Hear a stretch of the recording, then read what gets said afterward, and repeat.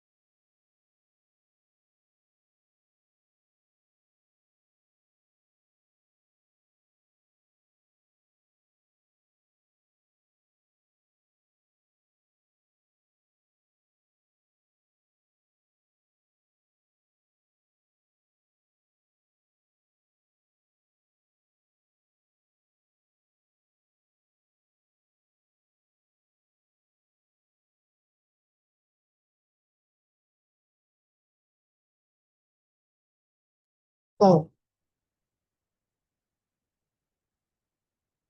Hare Krishna.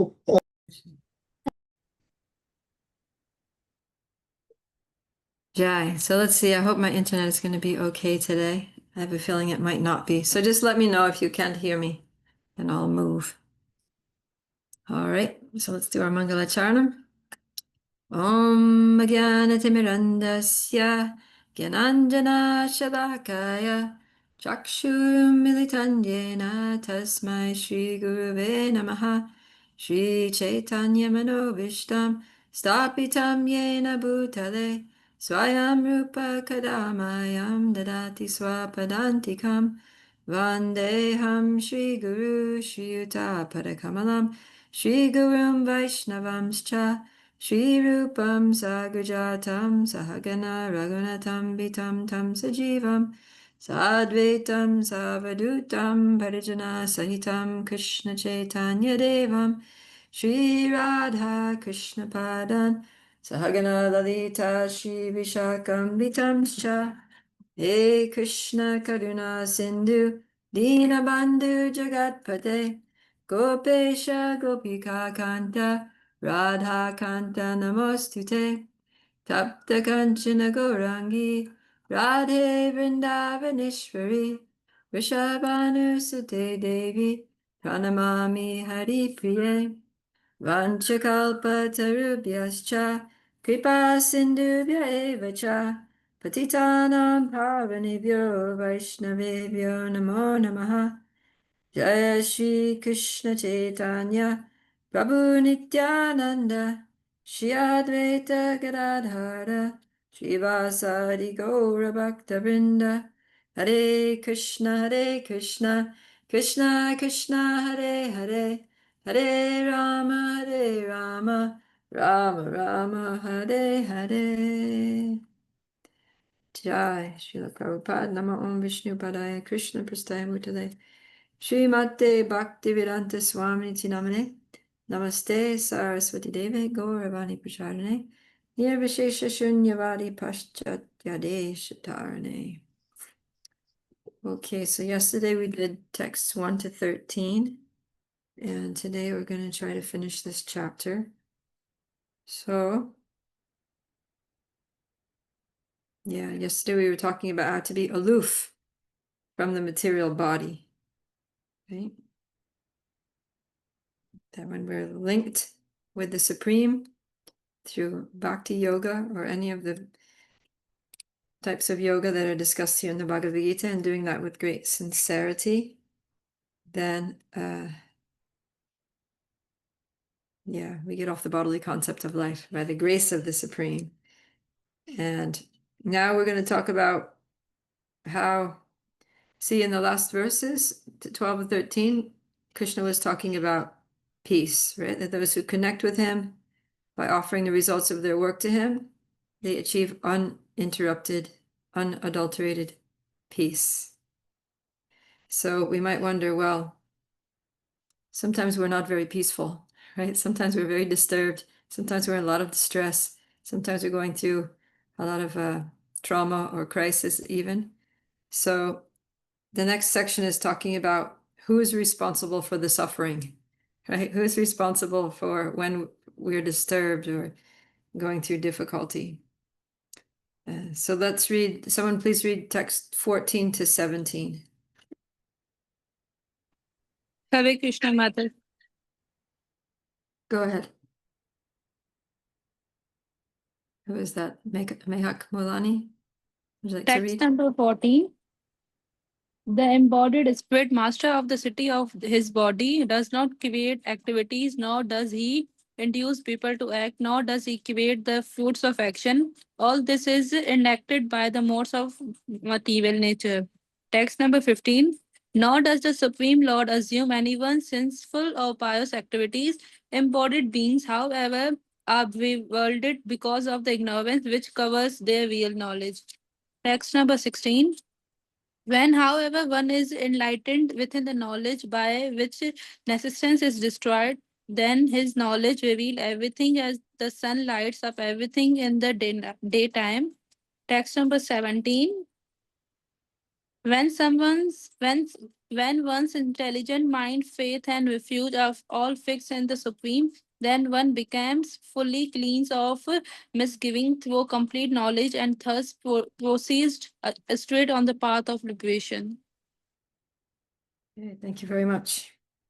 Yeah, so in text 14, it seems to be that the answer to this question is that, well, we're not responsible because Krishna is saying that the embodied soul doesn't create activities, nor do we induce people to act, nor do we create the fruits of our action.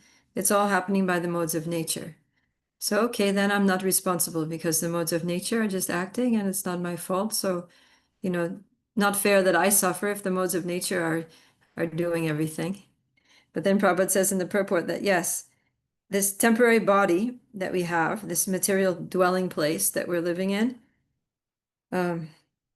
which is the cause of various activities and their resultant actions. So our bodily situation gives us a lot of trouble, right? Our bodies give us a lot of pain.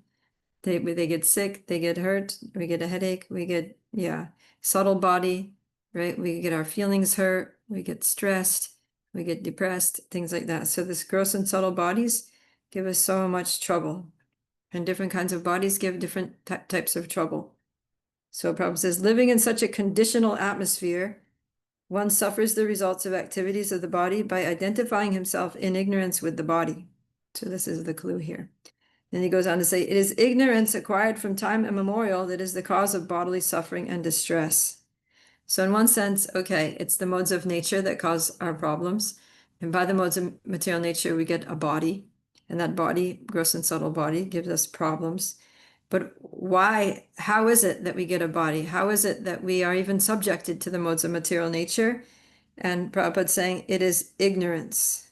It's our own ignorance, acquired from time immemorial, that causes our bodily suffering and distress. So ultimately, it is our own fault. We are the ones responsible for our own suffering, because due to our own ignorance, we made bad choices, right? We chose to disassociate ourselves from the Supreme Personality of Godhead, who is the reservoir of all pleasure, the supreme enjoyer, and we came to this world. So now here we are by our own choice. We're here in the midst of this material ocean, struggling for existence.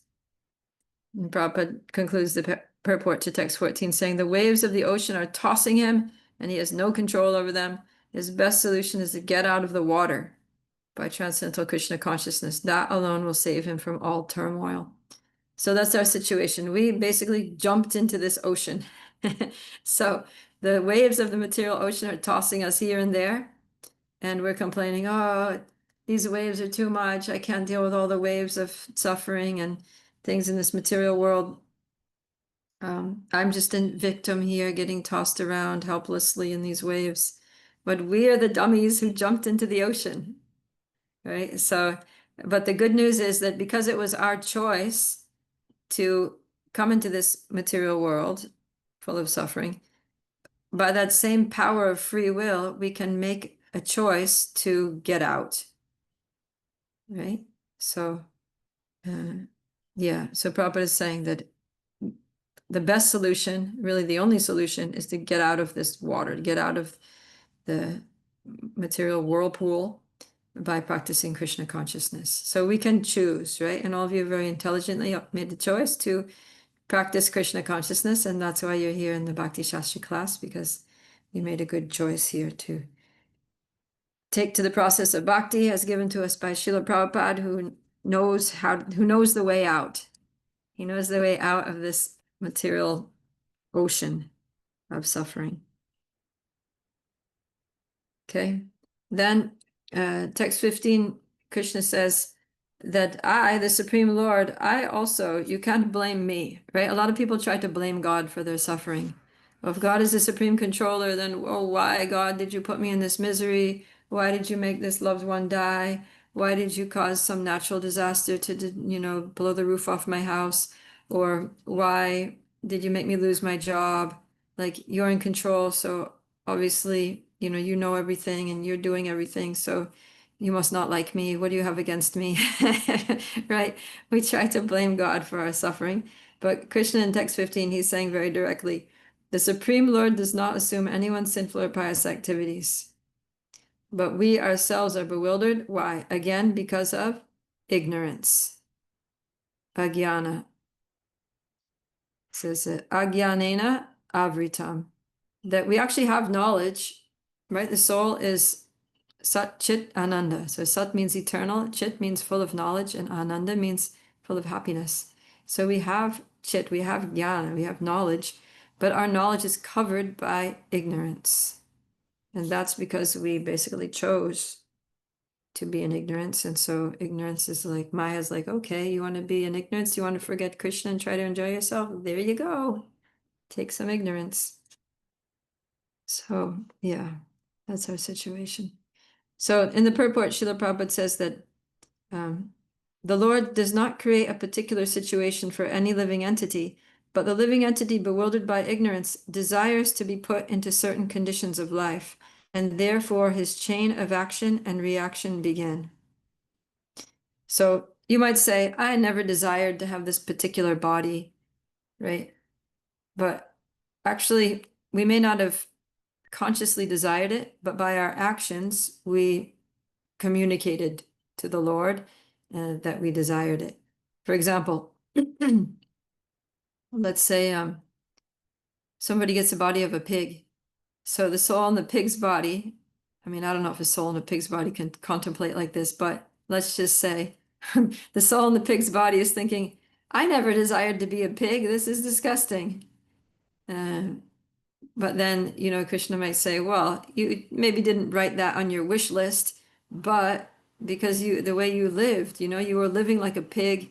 You're keeping your house messy and dirty and not bathing and eating all kinds of junk food and nonsense and having no sense of discrimination. And so, you were by your behavior, your lifestyle, your words, your actions, you were basically communicating that you wanted to be a pig. So here you go. Now you got what you wanted, right? It's just like, so I was a teacher for a while, teaching children. And so no child wants to, get put out of the classroom in a timeout, right? But uh, they act in such a way that the teacher has no, and the teacher also doesn't want to put the child out of the classroom because the teacher wants to teach, they want the child to learn, they want them to be successful. And if you put them out, they miss, some time of the lesson and then they have a hard time learning. So it's really counterproductive for the teacher also. But when the student is misbehaving, then the teacher has no choice but to separate the child, take them out of the classroom, put them in another classroom, make them sit there for 15 minutes and think about what they did wrong, like that. And then they come back and hopefully they, adjusted their attitude and their behavior. So the child would say, oh, I never asked, it wasn't my desire to go out there. But it's like, okay, but you behaved in such a way that had to happen. So that's what we do. We don't desire to be thrown into miserable conditions, but we act in such a way that that's the consequences of our actions. And the Lord is not responsible for that. So, yeah, Krishna gives us our free will and he allows us to make bad choices. He allows us to make mistakes. Because if we didn't have free will, then we couldn't really come to the point of loving him, because love can't be forced, right? Love has to come naturally from the heart. And the service attitude has to also come. We have to have a desire to serve Krishna, desire to please Krishna. And so we need to have that capacity to desire independently. So Prabhupada writes in the purport to text 15, because he is a living soul, he has the capacity to desire by his free will. Such desire is fulfilled only by the omnipotent Lord. So when the living entity is bewildered in his desires, the Lord allows him to fulfill those desires.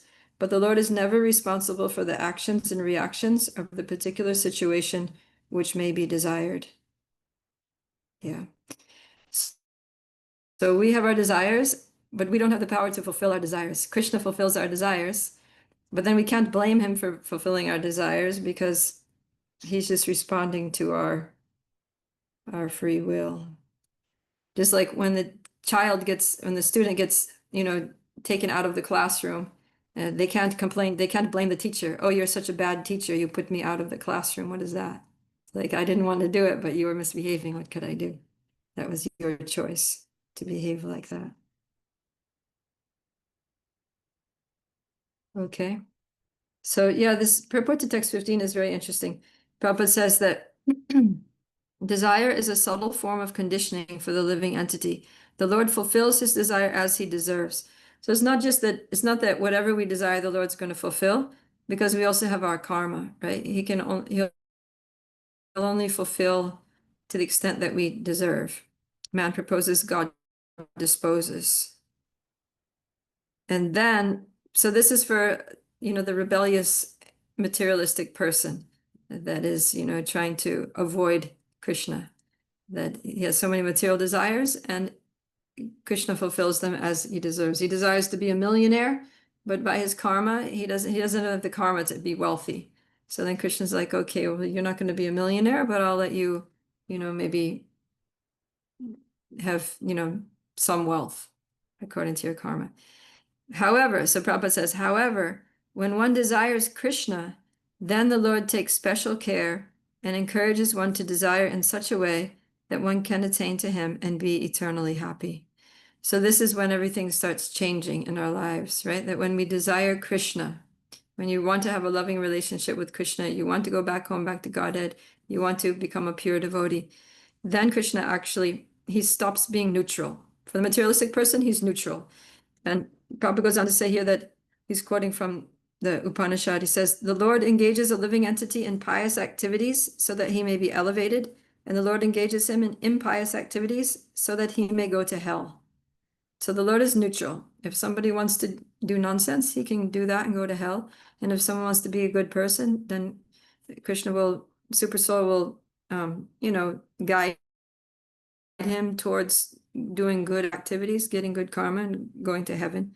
But if somebody desires Krishna, then Krishna, he's not limited by karma. And by his grace, we're also no longer limited by our karma. And Krishna just arranges our life in such a way that we can come closer to him. And he actually helps us to desire in the right way, right? Super Soul prompts us that this is good for you. You should want this, right? You should want to wake up early in the morning. You should want to associate with devotees. You should want to take part and do some service for the festival. And you should not want to, go eat at some, non-veg restaurant. And you should not want to, watch TV and things like that. So, yeah. So then Prabhupada concludes here that therefore the embodied soul, by his immemorial desire to avoid Krishna consciousness, causes his own bewilderment. So all of our suffering is because we have this desire to avoid Krishna. And under the spell of ignorance, the living entity claims that the Lord is responsible for his conditional existence. So by our ignorance, we get ourselves into this material world. And by ignorance also, we blame the Lord for all the problems we experience here in the material world. And we really need to understand the actual situation. So that's what Krishna is explaining. It's like, hey, don't blame me. You got yourself into this mess. And but if you like, I can help you get out of it. And as soon as you communicate to Krishna that I don't want to be in this material world anymore, I want to realize myself as a spirit soul, to resume, to reestablish my eternal relationship with you as your loving servant, and go back to the spiritual world, then Krishna is very happy to help us.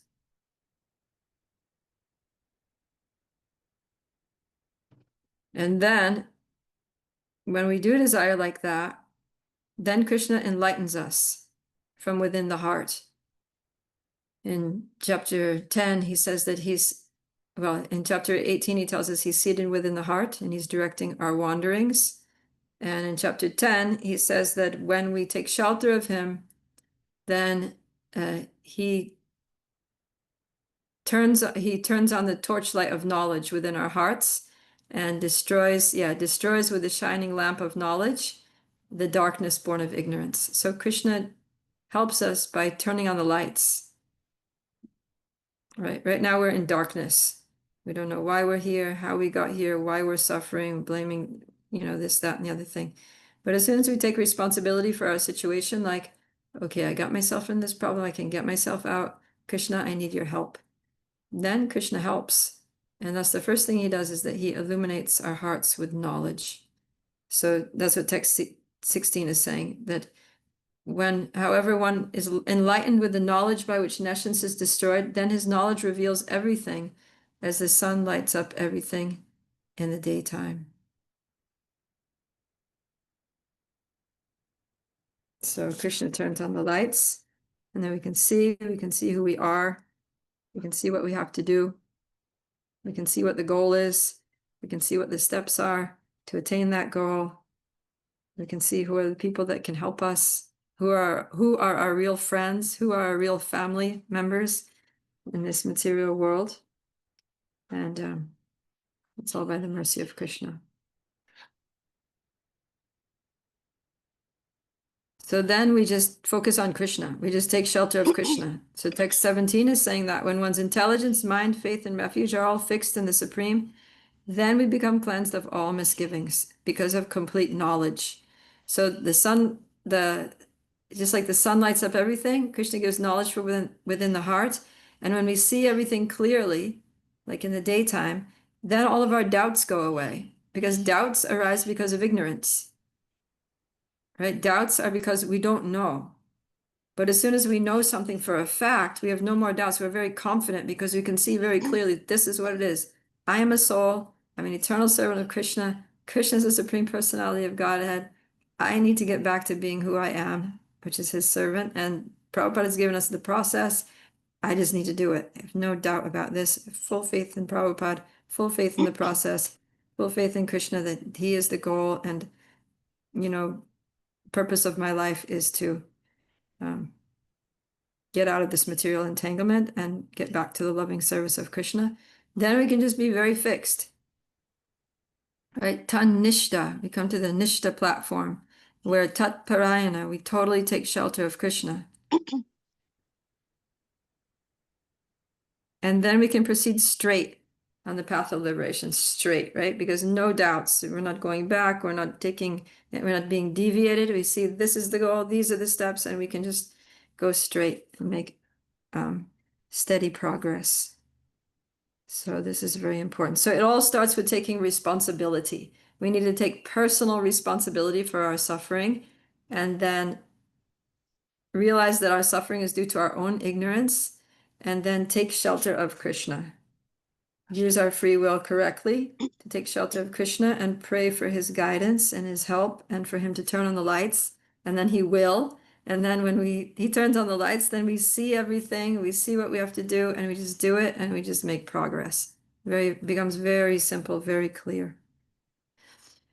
Okay, we have a couple of hands up. Raki? Yes, Mataji. Hare Krishna. Mataji, we have heard from the childhood that everything is written in your fate. Like whatever is happening in your life, it's already written. So, how is anyone responsible for his or her suffering? And no one wants to suffer by its own self.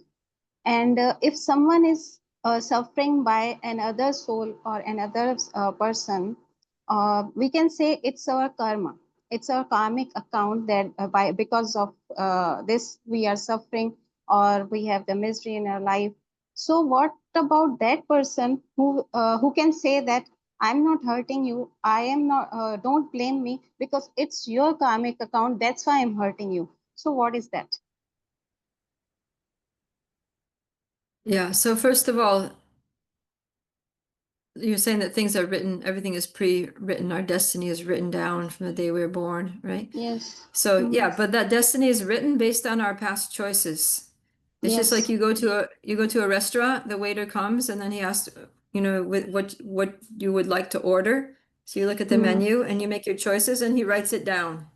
Then later he Yeah. comes back with your food, right? So that's what it is. We make our choices, the powers that be are writing it down, and then they're coming back with a body and a certain set of circumstances that we're going to go through in this lifetime. But it's due to our Mm. choices. It's all due to our choices.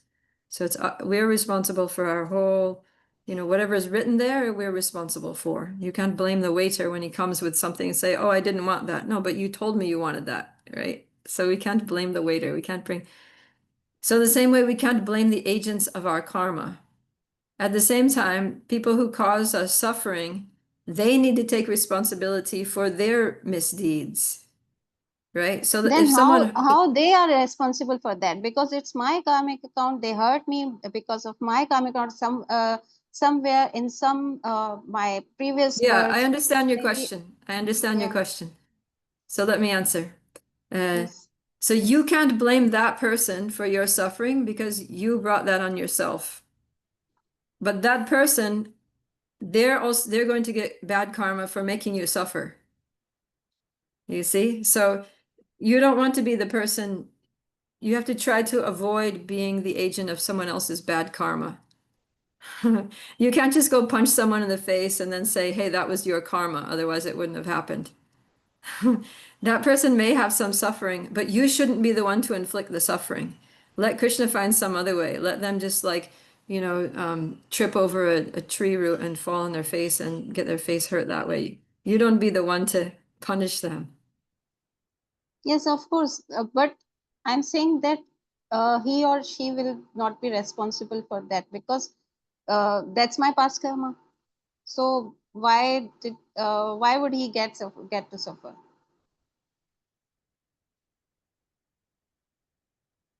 Well, they're suffering because they do something wrong.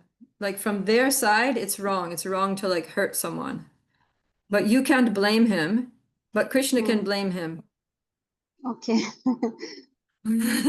Right? You can't blame him for your suffering, but still Krishna can hold him responsible for his own bad action, Bad choices. bad choices. So he made a bad choice to hit you, right? But you can't blame him. You see him, oh, this is due to my past misdeeds. Krishna's just purifying me. It's all good. This material world is a place of suffering. I just need to chant Hare Krishna and get out of here. So don't blame that person. Don't hate the person. Don't resent the person. And you don't have to do anything bad to them because he's going to get his karma now that he did that. It's all going to come around to him. And then, he'll be in a situation where he can't blame the person who comes up and punches him in the face now because he just did it to you. Right? So it has to stop, right? The thing is that it has to stop. We have to stop hurting each other. Yes. And It has to stop. Yes. yeah. Yeah. Okay, Kishori? Thank you. Hare Krishna Mataji. Hare Krishna. Mataji, I had question of chapter 5, verse 16. Yes. Then Mataji, Krishna is saying, when however one is enlightened with the knowledge by which nation is destroyed, then his knowledge reveals everything. So Mataji, what the knowledge reveals everything and how? Ah, that's very mystical. So Krishna says, he says in the Bhagavad Gita, later you'll read this verse, he says in chapter 10, text 11, he says, to show them special mercy, I, dwelling in their hearts, destroy with the shining lamp of knowledge the darkness born of ignorance. So remember I was saying that the soul by the nature is Sat Chit Ananda. Soul has all knowledge, but that knowledge is covered. So what happens is that the super soul within the heart, he takes off the cover. Just like if you're in your bed and you're covered with a blanket, you're hiding from someone, right? You're playing hide and seek. Your friends are looking for you, but you're under many blankets and they can't see you, right? So then someone comes along, oh, I think she's under the blanket, pulls the blankets, and there's Kishori hiding, right? So our knowledge is hiding under the blanket of ignorance.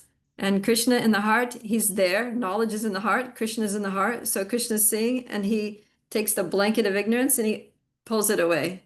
He takes it off, and then the knowledge manifests.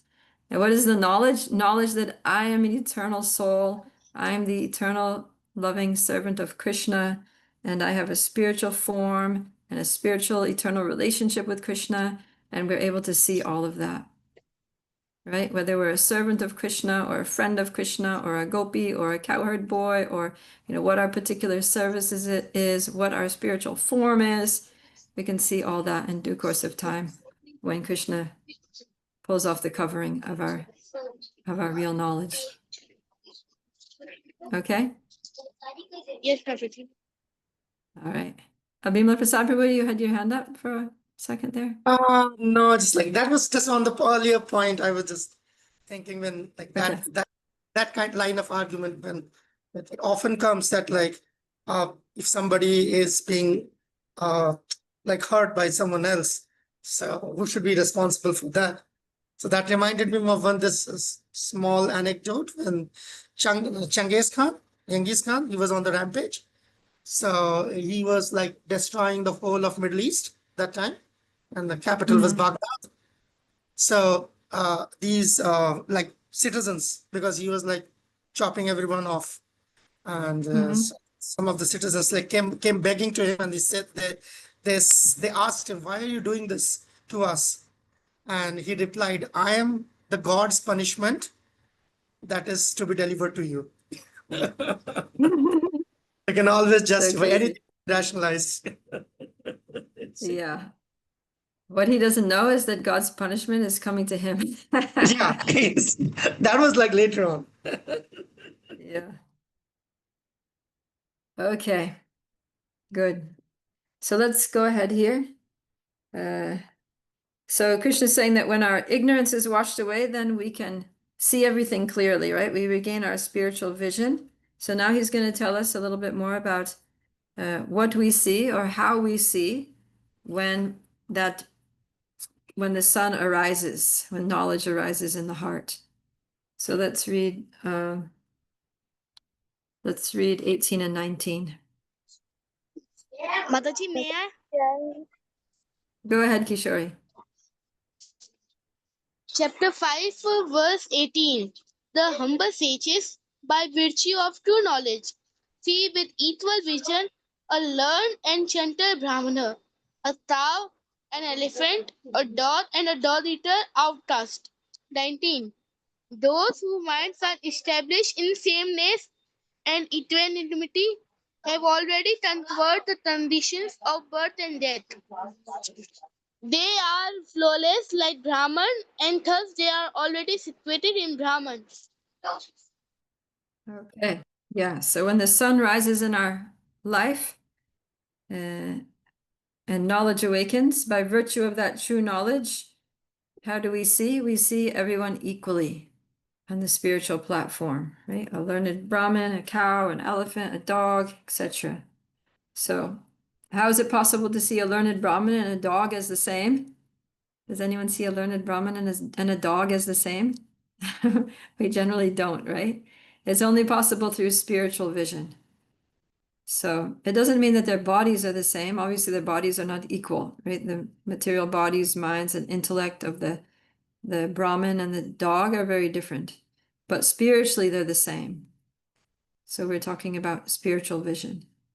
And we're all as souls, every living being is a soul and is cut from the same fabric, so to speak, because we're all parts and parcels of Krishna. And therefore, in that sense, we're equal. And we're also equal in other ways because the Paramatma is equally present in everyone's heart. And the Lord is also equally kind to every living being. So for a person who has spiritual vision, these bodily differences are actually meaningless. That's what Prabhupada is saying in the purport, that these differences of body are meaningless from the viewpoint of a learned transcendentalist. This is due to their relationship to the Supreme. For the Supreme Lord as Paramatma is present in everyone's heart. And the Lord is equally kind to everyone because he treats every living being as a friend. So we should see all living beings, even animals, insects, plants, birds, any living entity, as Krishna's friend. Right? Just like Krishna is your friend, he says he's Suhridam Sarva Bhutanam. He's the well-wishing friend of all living entities, not just humans, not just devotees, but all living entities. So we have to be very careful to how we treat all living entities, even plants and animals, to not cause any unnecessary harm. Okay. And also the thing is that the soul has been through many births. So the soul that's in the body of a dog, maybe his next birth in the body of a cow, next birth in the body of a Brahmin. It's the same soul. So it's the same person, but passing through different bodies. So if we discriminate, oh, you're a dog, you're a cow, you're a Brahmin, it's the same soul. Right? And then Krishna says in text 19 that one who has this spiritual vision, who is seeing everyone equal, that he says, Ihaiva tar jita sargo. So sargo means creation, and jita means conquered. So he's literally saying that we conquer creation. We're able to conquer the creation. So how is it that people with spiritual vision conquer creation? It's because we fulfill the purpose of the creation. Because this whole material world is designed by the Lord to be like a prison for the rectification and rehabilitation of rebellious souls who want to just exploit others and try to be independent enjoyers. And when we develop the spiritual vision, then we've already fulfilled the purpose of creation because we stop seeing the world as, resources for our enjoyment. We see it that I'm a soul and I have an eternal connection with the Lord. And I see all other beings not as, objects for my exploitation, but we see them as friends of the Lord, as souls who are suffering in this material world, and we develop compassion for them. And yeah, we become free from our exploitative mentality that brought us to the material world, and we become eligible for liberation. So that's the whole purpose of creation, is to correct our rebellious mentality and bring us back to the lotus feet of Krishna as his eternal servants. So when we get spiritual vision and we realize those things, we see those things, we realize ourself and we realize Krishna and we realize our purpose and goal, then we've fulfilled the purpose of creation. We've conquered over this cycle of repeated birth and death, the material world, and we can get free from the prison house. So that's all it takes, is just for us to switch our vision.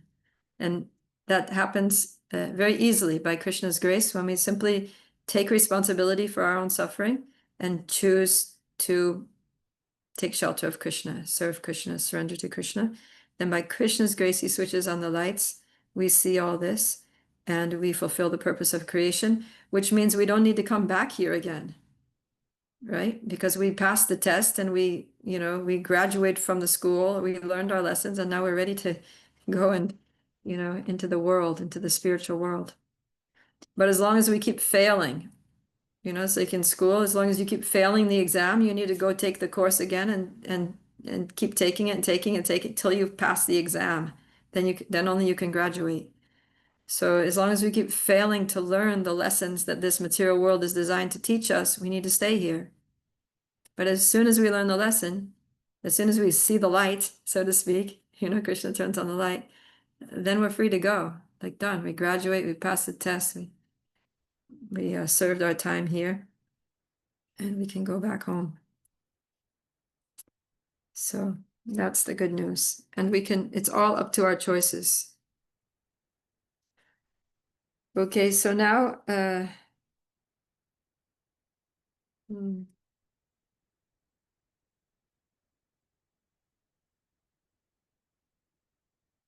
now in the next few verses, Krishna is going to give us some parameters by which we can monitor and measure our spiritual fitness, right? It's like if you're trying to increase your physical fitness, you go to the gym to work out, or you maybe get a healthy diet, or you're going out jogging or walking in the morning for a certain length of time or distance. You're trying to get physically fit. So it's helpful to measure that, right? You're measuring your fitness level, your heart rate, or your weight loss, or how much weight you can lift, or something like that, right? There are ways to measure your physical fitness. So now Krishna is going to give us some ways to measure our spiritual fitness, our spiritual advancement.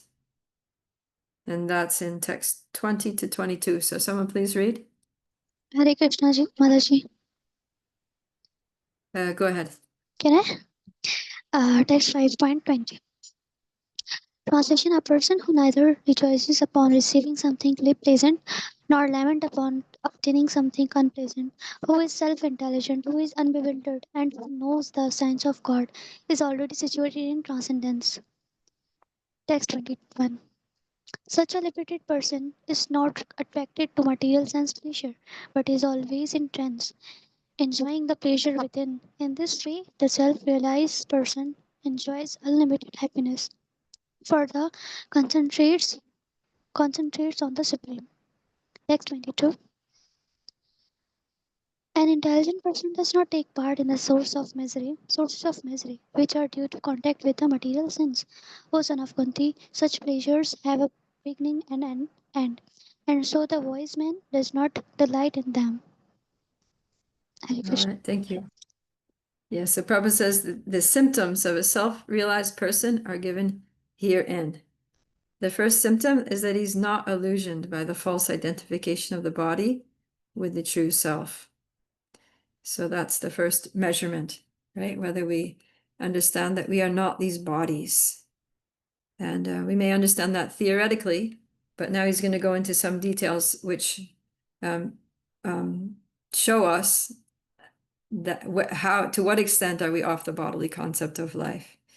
So one of those is that we don't rejoice when we achieve something pleasant, and we don't lament when we obtain something unpleasant. So most people become very happy when they get what they want, and they become upset when they don't get what they want, right?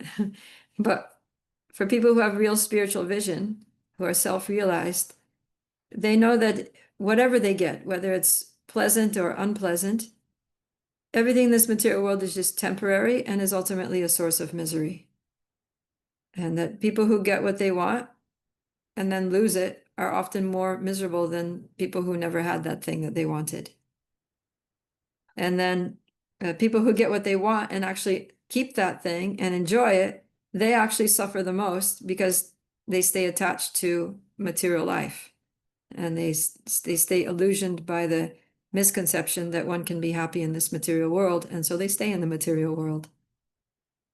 So that's why Krishna is saying that those who are truly wise don't even try to find pleasure in external things. They don't try to enjoy sense objects in this world. And they don't need to, because their relationship with Krishna, the devotional service, their loving service to Krishna, gives them the higher taste, gives them happiness, which is better than any sense object can give.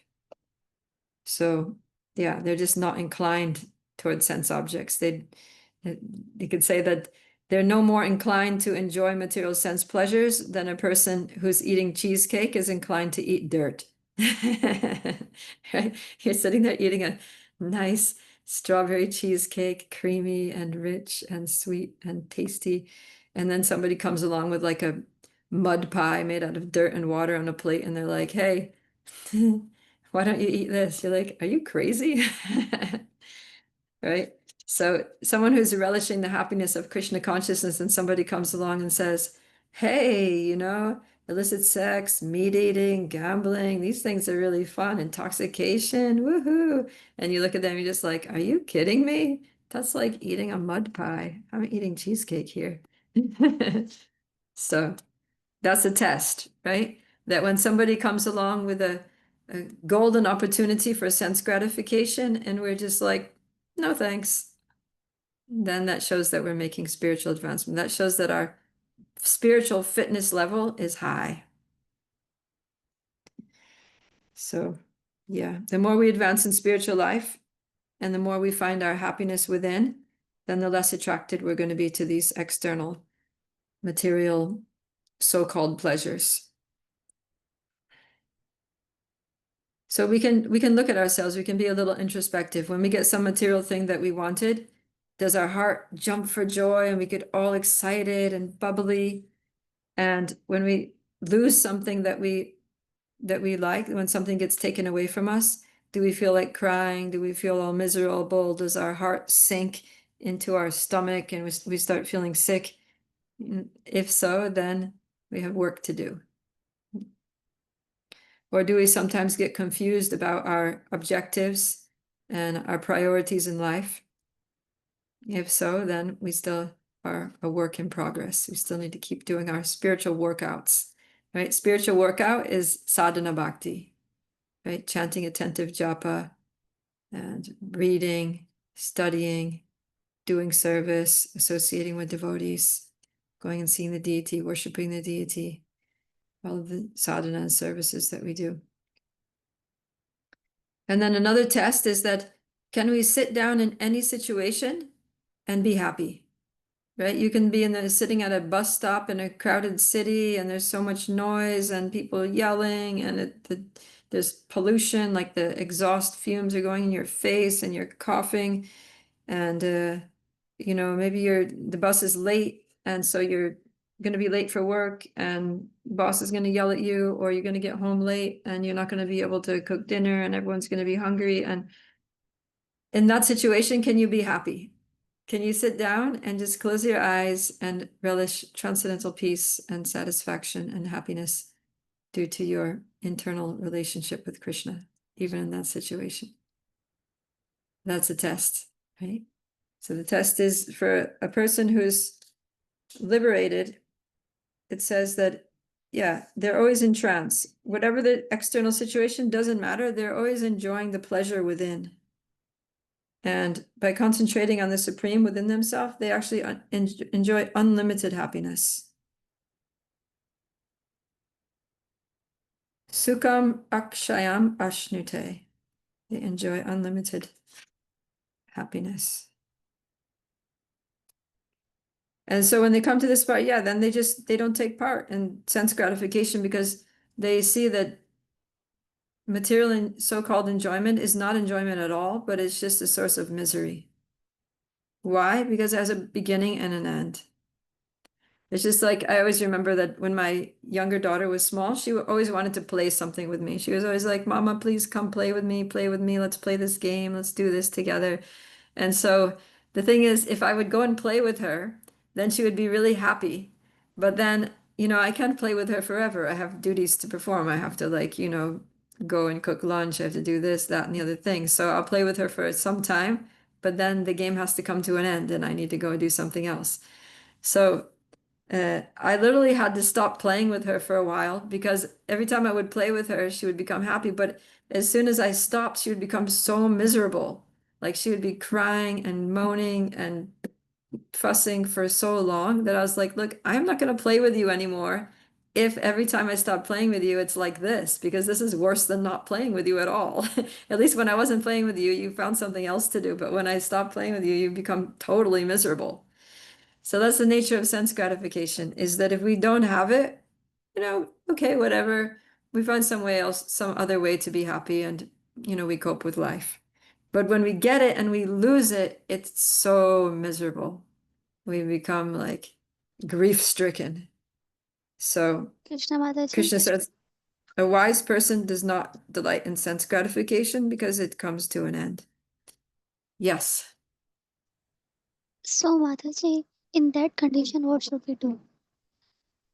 Like, if we don't want to do this, and we are forcibly to do that, then what should we do?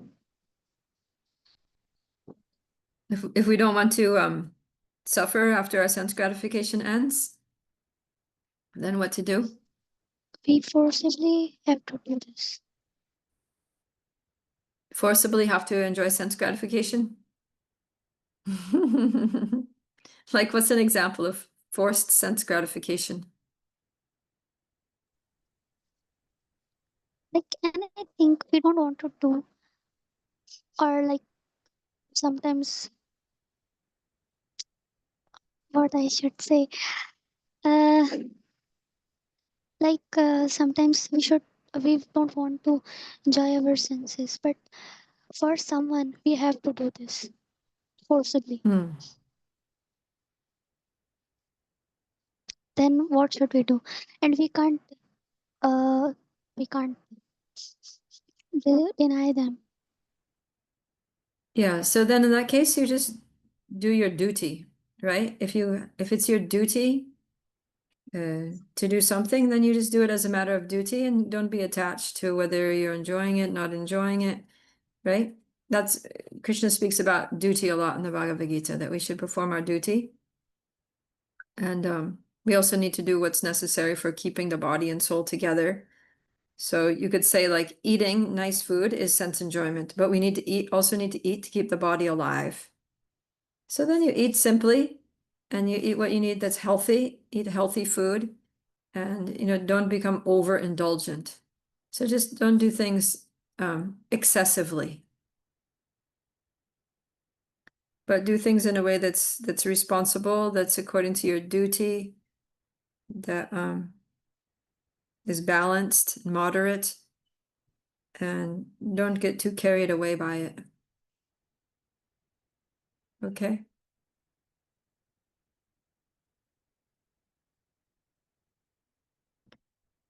All right. So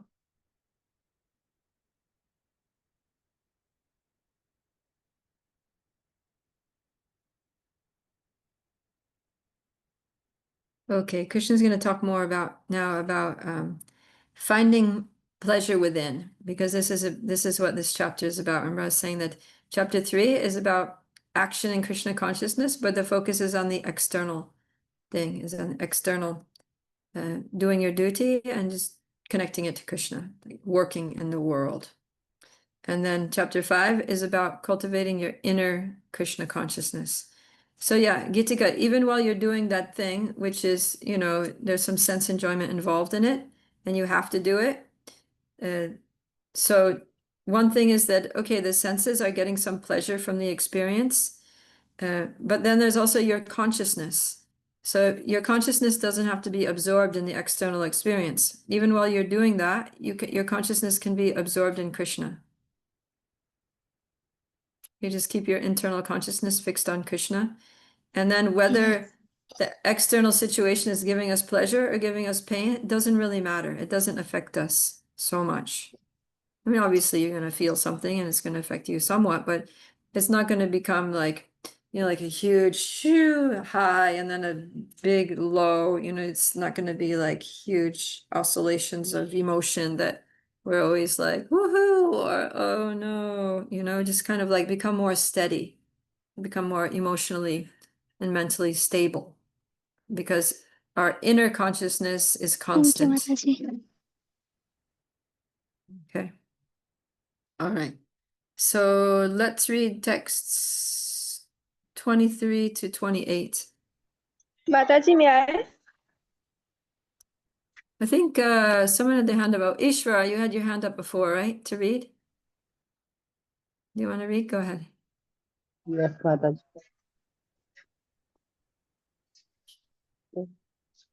Text number 23. Before giving up its prison body, if one is able to tolerate the urges of the material senses and check the force of desire and anger, he is well suited and is happy in this world. Next, number 24. One who is happiness is within, who is active and rejoices within, and who is am in inward and actually the perfect master. He is liberated. Ultimately, he attains the supreme. Text number 25. Those who are beyond the dualities that arise from doubts, whose minds are engaged within, who are always busy working for the welfare of all living beings, and who are free from all six activities, liberation in the supreme. Text 26. Those who are free from anger and all material desires, who are self-reliant, self-disciplined, and constantly enduring for perfection, are assured of liberation in the supreme in the very near future. Text 27-28.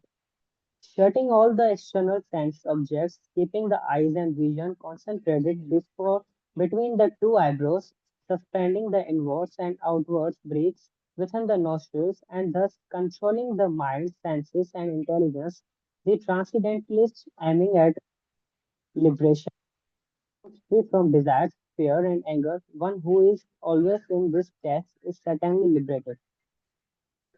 Okay, thank you. So here, yeah, after telling Arjuna that pursuing sense desires is foolish, basically, that a wise person doesn't do that. So if you pursue sense gratification, then you're not a wise person at all.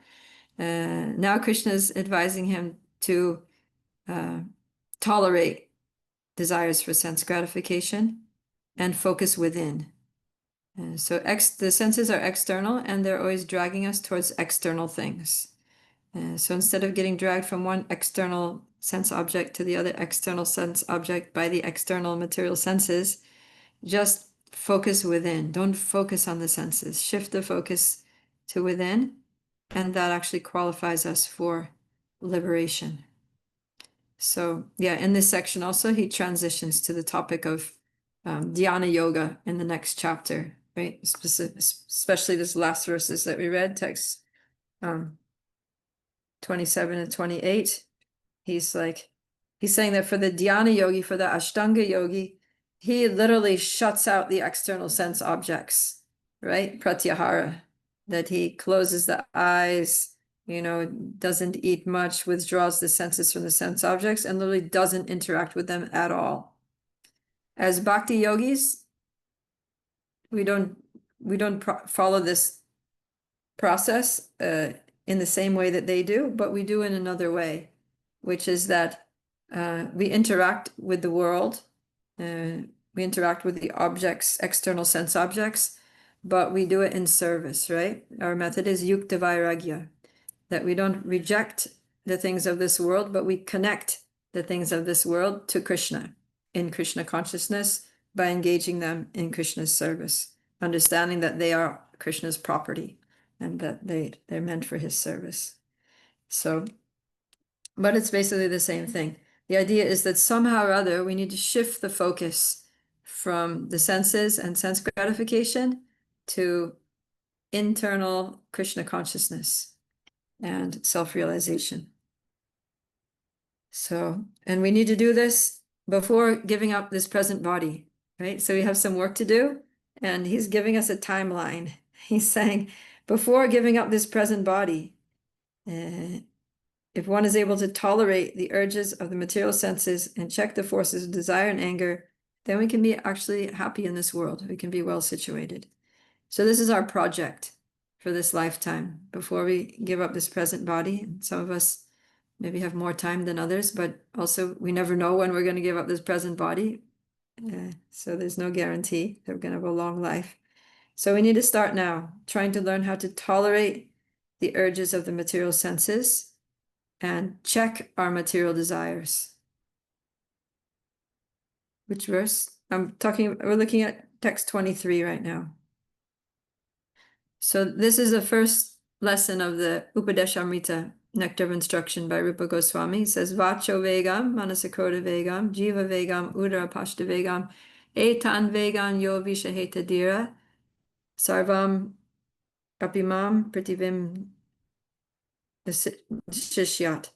That, a sober person who can tolerate the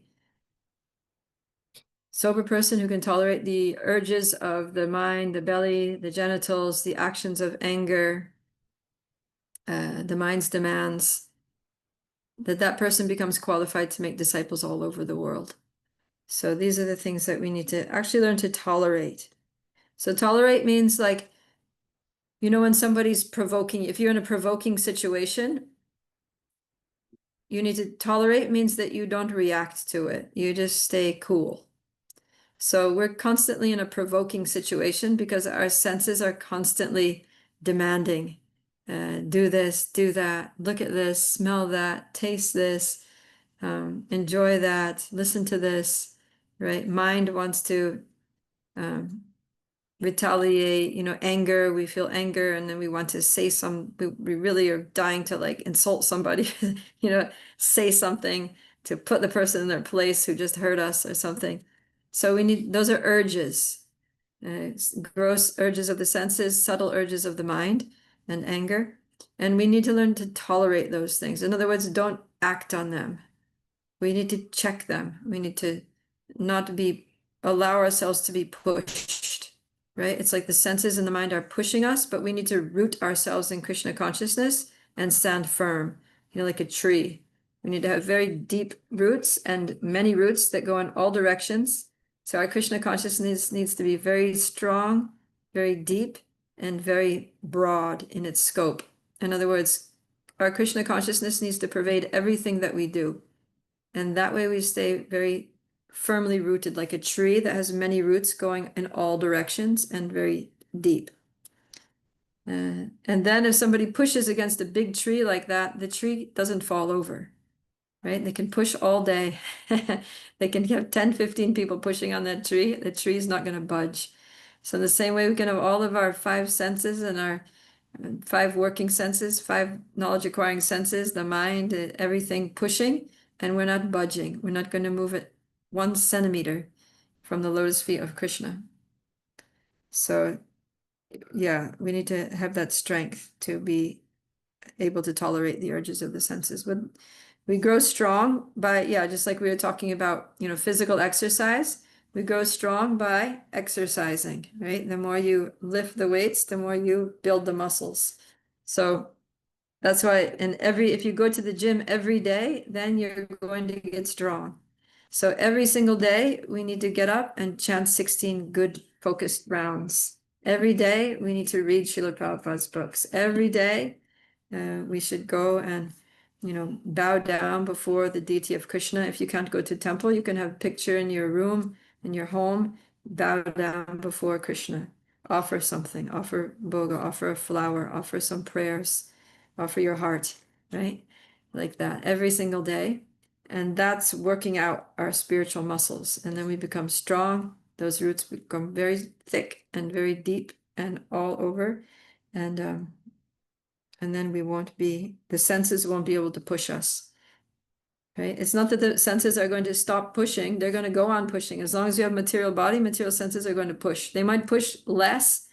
See, the more we indulge in the senses, the more stronger they push. But when we pull back and are like, no, we're not going to do that, not going to see that, not going to hear that, then the senses become a little weak, but they still will try to push. And so we need to be always strong. Yeah. So in text 52, Krishna was making it very clear that happiness does not come from sense gratification. Actually, sense gratification is the cause of misery. So then where does happiness come from? That he answers in text 24. He says that happiness comes from within.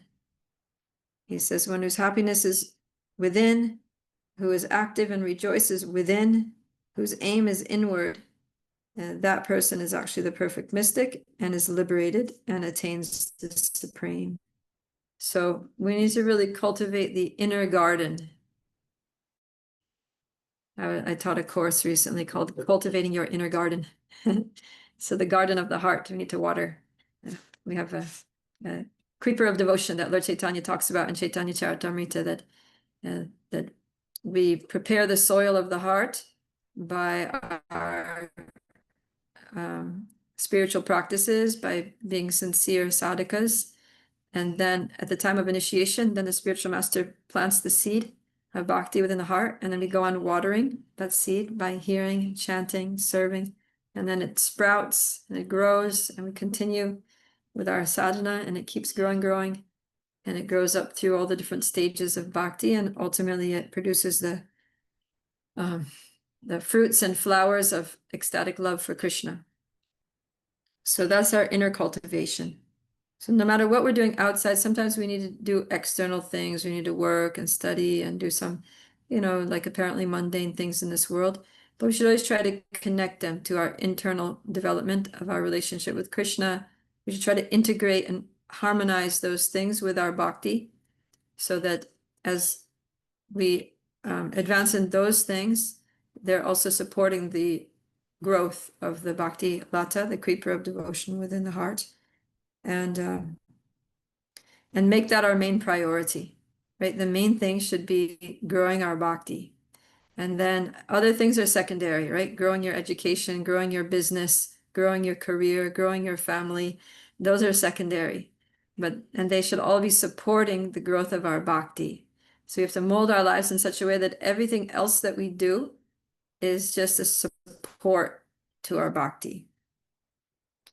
And although we're engaged with so many external things, our main focus is within our hearts, cultivating that relationship with Krishna. And that's where the happiness comes from that.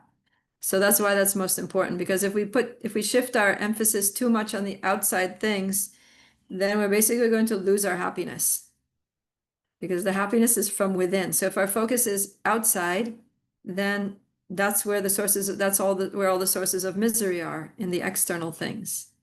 But the happiness is in the heart. So we need to keep the focus there, and then bring everything else into line with that internal focus. And Prabhupada said, this state is called Brahmabhuta. And attaining this state, we're sure to go back home, back to Godhead, right? The liberated person enjoys happiness by factual experience. In other words, it's not just theoretical that, oh, chant Hare Krishna and be happy. You actually feel happy. You experience that happiness. He can therefore sit silently at any place and enjoy the activities of life from within. That's what I was talking about before. So this is the test. Yeah. Raki? Yes, Mataji. Mataji, I'm just I'm just telling my experience that sometimes I feel myself within myself that whatever happening around myself, whatever is outside in the world, no matter what it is, I just feel myself very happy, very calm, and just surrender to Krishna. That whatever happening in my life is just so good. Just feel. I hope you understand the feeling that I felt. So it doesn't stay long. Why? I want to just stay in that condition for some long time, but it doesn't last. Hmm. So why it happens? Yeah, because in the beginning, we're on the stage of what's called Vishwanath Chakravarti Thakur calls anishtita bhajana kriya, right? Anishtita means unsteady. So because our practice, our Krishna consciousness is unsteady, therefore the happiness that we get from our Krishna consciousness is also unsteady. Right? But if we just keep Sorry, on Mataji, my practicing, net is not working properly. Please, hello. I said that because in the beginning of Krishna consciousness, we're at stage of anishtita bhajana kriya. Can you hear me? Can the rest of you hear me? Yeah? Okay. Yes, I think Mataji. Raki's in and out. She might Yes. have to hear the recording after for this answer. Yeah. Anyways, yeah, so because our Krishna consciousness, our endeavor, because our efforts in sadhana bhakti are Yes, unsteady, then the happiness that we get yes, as a consequence of those unsteady practices is also unsteady. Excuse me, Mataji. You understand? Mataji, Yes. please repeat the point that you said recently. Okay, so Raki was asking, yes, why is Mataji. it that sometimes we feel very happy, even though Yes. the external situation may be difficult, but we feel happy because our Krishna consciousness. But then other times that we don't have that inner peace and we don't have that resilience and happiness, and we do get affected by external Hmm. situations. So why? So my answer is that according to Vishwanath Chakravarti Thakur in the Madhurya Kadambini, he says that in the beginning of Krishna consciousness, we pass through a stage, which can be a long stage, called anishtita bhajana kriya, right? Nishta means fixed and steady, and anishtita means it's not steady. So because our bhajan, our absorption in Krishna, in our Krishna consciousness is not steady, then the happiness that we feel from our devotional practices are also not steady. Right? But when we come to, like in Bhagavatam 126, it says, Savai pumsam paro dharma yato bhaktir So we just have to adokshaje practice more and more. haitaki apratiyata yayatma suprasidati. That when our devotional service is unmotivated and uninterrupted, then that will completely satisfy the self. But as long as we have material motivations in our service, right, we're not doing it just with the pure desire to please Krishna and Krishna's devotees, but we have some material desires, that will bring dissatisfaction. And as long as our service is interrupted, like sometimes we're Krishna conscious and other times we're not Krishna conscious, then we're also going to experience dissatisfaction or lack of happiness. So, yeah, we need to become steady in our bhakti. And also the quality of that bhakti needs to be without any material motivations, either gross or subtle. And then that happiness will be, the inner happiness will be constant. But that's an advanced stage. So, don't feel bad if you're not there yet. That's an advanced stage. And that's after anartha nivritti. We come to nishta. So first we have to clean the heart. Right now we're cleaning the heart.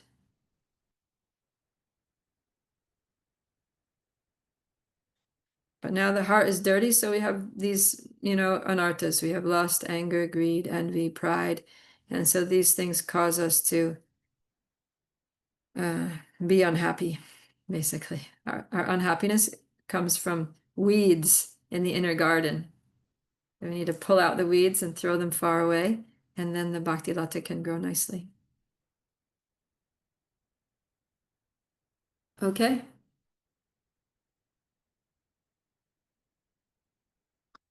All right. So now in text 25, Krishna is saying that for those whose happiness is within, it doesn't mean that they're not busy, right? They're not just sitting down and meditating, closing their eyes and meditating on Radha Krishna, Nitya Lila within their hearts and enjoying transcendental happiness, relishing those pastimes. They're busy working in the world. And what are they working for? The welfare of all living beings, right? Krishna says, Sarva Bhuta Hite Rata, that they're engaged in Hita. Hita means welfare work. For Sarva Bhuta, for all living beings. So this is the position that internally they're Krishna conscious, and externally they're sharing Krishna consciousness with others. So this is the position of the liberated soul.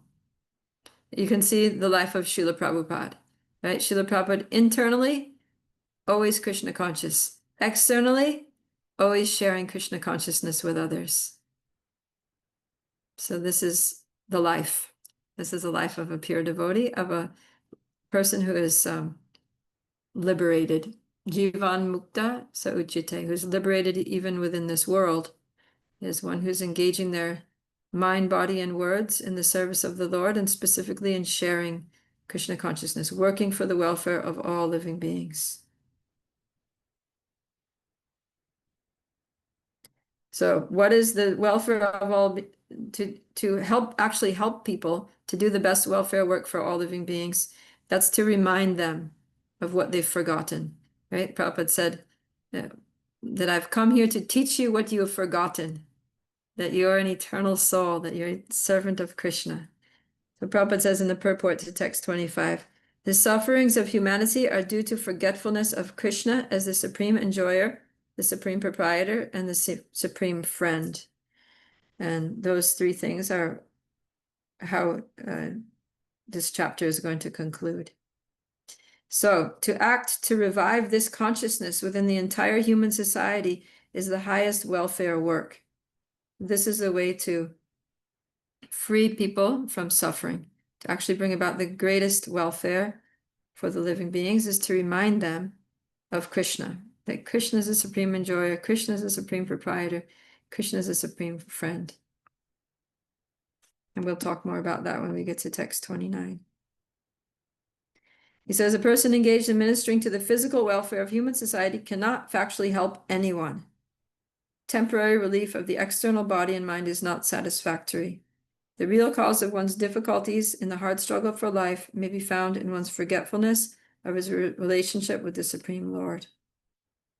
So we need to try to remind people, you're a soul, you have an eternal relationship with Krishna, and Krishna is the most wonderful person. And by having that relationship with Krishna, you'll become so happy.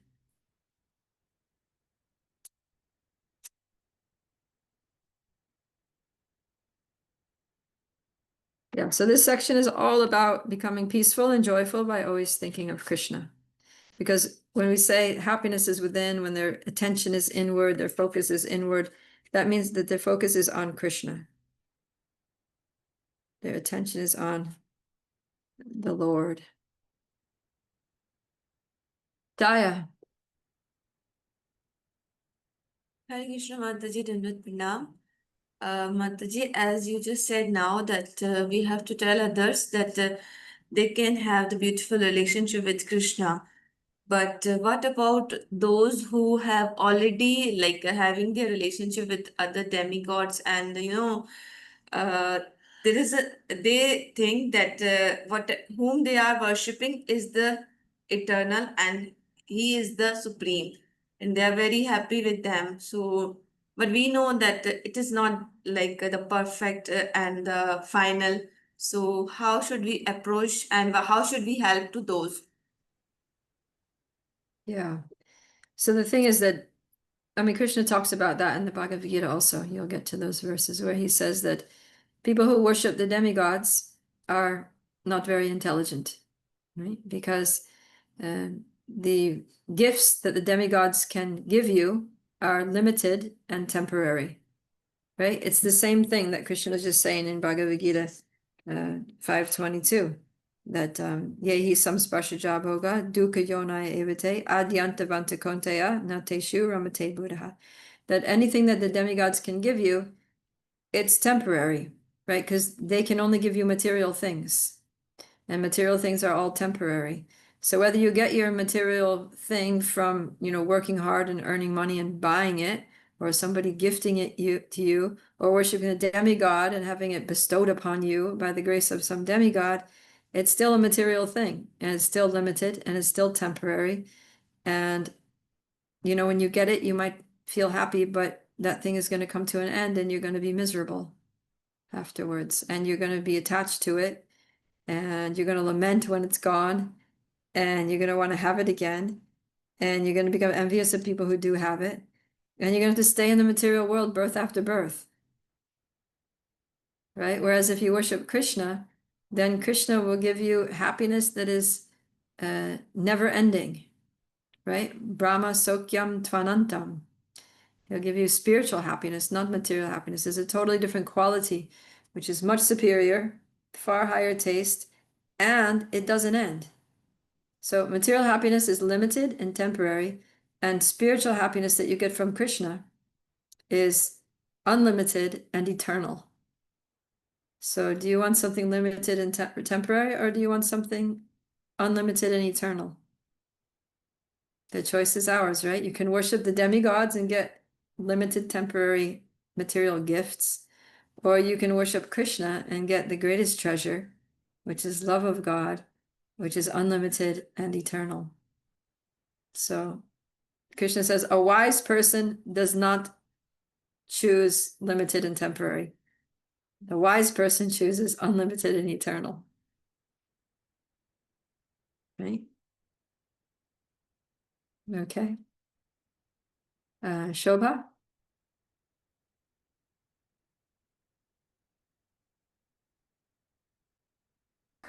Mataji, as you said that demigods did not give us the Krishna prema, or you said that they just give us the material things.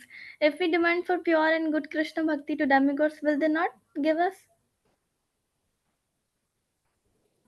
If we pray to the demigods for pure Krishna bhakti, Hmm. will they not give us? Yeah. Well, the thing is that most of the demigods don't have it to give. Right? That's why they're demigods. That's why they're not back home, back to Godhead. They're in the material world. Because, they're pious and they worship Krishna, but they also have material desires. They're also attached to material power and prestige and position. And that's why they're still in the material world. And, and we were talking about that the other day, right? That sometimes even Indra makes stupid mistakes and things like that because they have anarthas, right? Sometimes they're still affected by pride and envy. They're insecure. They're fearful sometimes, even in the heavenly planets. So, yeah, you can't ask. There's no use asking something from someone who can't give it to you because they don't have it, right? Like you want $10,000. You don't go to some poor person and ask them for $10,000. What are they going to give you? You go to someone who's a millionaire and you ask them for $10,000 and they're like, okay, let's talk about it.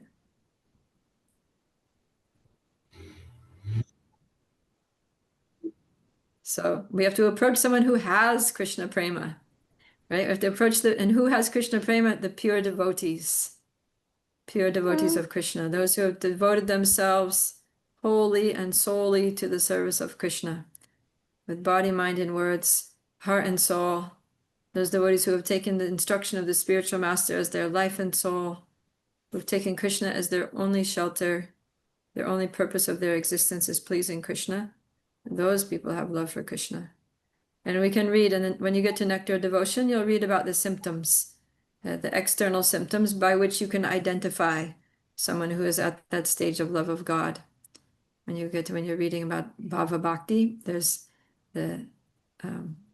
I can't remember how many there are, maybe 9, 10, 12 different symptoms that you can recognize someone who has love of God. So you can observe someone's behavior and character and words and feelings, and then you find someone who has love for Krishna, and then you go to that person and ask them. But generally, we don't see those qualities in the demigods. Okay. Thank you, Mataji. I mean, with the exception, maybe Lord Shiva, right? Because Vaishnava Nam Yata Shambhu. Lord Shiva is a Vaishnava, very exalted Vaishnava. So you can ask Lord Shiva for love for Krishna. Okay. That's okay. But I wouldn't bother going to the other ones, Thank you, Mataji. with all due respect.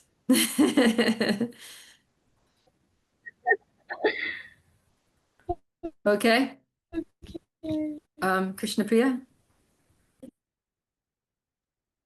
Hare Krishna Mataji. Mataji, I want to ask that, as you mentioned to Daya Mataji, regarding like how should we approach to that person who is already worshiping the demigods, and we can say to them like, Krishna says that if you want unlimited happiness, then you should worship me. But I think we feel this most difficult when we approach to some kind of Christian person or other kind of religion during book distribution. So it's very difficult to share like for their welfare. It's very difficult to share Krishna consciousness to them. So we can't approach to those peoples by saying that uh, we will get unlimited happiness, because usually they come up with so much debate. So how to approach those persons who are like when don't want to touch the books and all these things? So how can we like share Krishna consciousness with them for their welfare? Well, you have to see if, there are open-minded Christians and there are closed-minded Christians. So if they're open-minded and they're willing to listen and have a conversation that's not just like you're sinful and you're going to hell and Jesus is the only way, then you can talk to them. But if they're closed-minded Christian and no matter what you say, they can't accept it, and they're just like only coming again and again with their same thing, then you just let them go their way. They need some time in the material world. And Jesus will help them. Right? When they come to the point of really wanting to know God, right? When a Christian comes to the point of really wanting to know who actually is God, how do I have a relationship with God? I want to know God, I want to love God. And then they're going to start listening to you. But until then, most Christians are just happy thinking that, okay, Jesus, forgive my sins. I don't have to suffer. I'll go to heaven and live happily ever after, and all's good.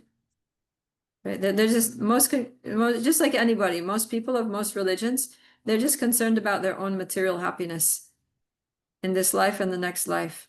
They're not actually interested in having a loving relationship with God. So if anyone from any religion actually comes to the point where I don't care about my own happiness, I really want to know God. I really want to,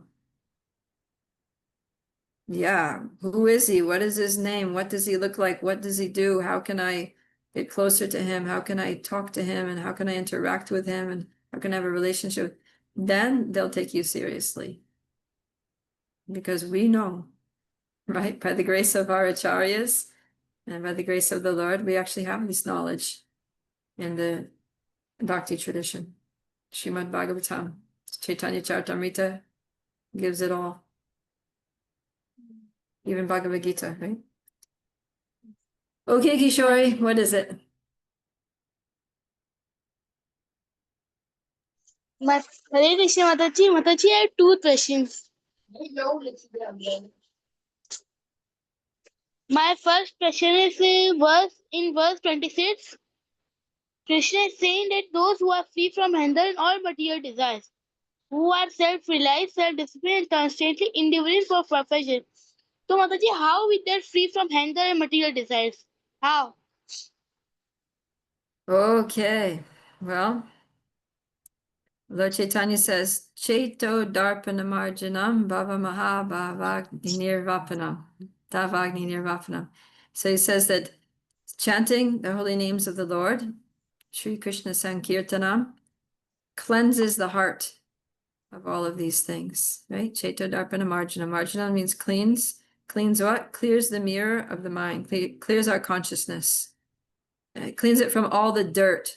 So what is the dirt? The dirt is material desires. The dirt is anger and greed and lust and all of these things. So yeah, we get free from anger and material desires by chanting Hare Krishna. That's the process for this age. That's the most important, most powerful process. And then all the other things that we do in Krishna consciousness, all the other processes and practices that Srila Prabhupada taught us to do, they're supporting our chanting Hare Krishna, but that's the main process.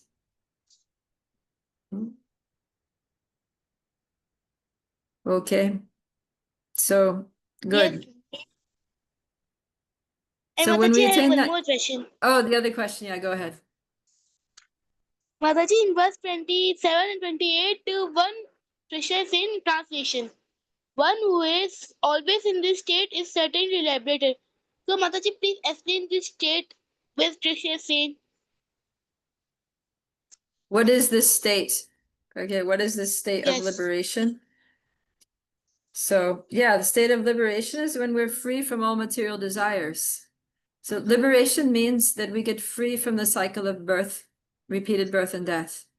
Liberation means we don't have to Yes. take birth again in the material body and material world, right? So what is Yes, it that's keeping us in this material world is our material desires and our karma and our attachments, right? Because it's only due to desires and attachments that we get angry, right? If someone gets in the way of us fulfilling our desire, we get angry. If somebody tries to take away our material attachment, we get angry. It tries to take away something that we're attached to. It gets angry. So fear and anger are all because of desires and attachments. So when we're free from desires and we're free from attachments, then we'll be free from fear and anger. And then we don't have anything to do with this material world, right? We don't want anything from this world, right? We just want to please Krishna. We're just done with this material world. So when we're just totally done with this material world, we have no interest in anything this material world has to offer us. We've realized that all the so-called pleasures and promises of this world are just a total farce. They're not pleasures at all. They're just sources of misery. Then it's like, why would I desire anything here? And then we're liberated. Then it's like, okay, then if you don't want anything in the material world, you don't need to go back. And you've gotten freed from all of your karma, so you don't have any entanglements anymore. So no need to go back. Then the question is, where are we going to go, right? So liberation means, okay, you're free from material suffering, you're free from material bondage, you're free from repeated birth and death. Now what? So impersonalists say, okay, now we're just going to merge. We're all going to become one. We're going to go to Brahman and just like become little particles of light in the spiritual sky. That's pretty boring, right? But devotees teach us that no, there's another world where, you know, the Lord lives and there's so many spiritual planets and there's devotees and activities and all kinds of varieties and blissful pastimes. And so the goal of life is not just to get free from material desires and attachments and fear and anger and be liberated. The goal is to actually re-enter into Krishna's pastimes and to serve him and serve his servants, serve his eternal associates, and follow in their footsteps. So yeah, that's Krishna consciousness. Okay, Mataji. Okay, yeah, then when we attain that state, then even in this world, then Prabhupada says that let's see. He says that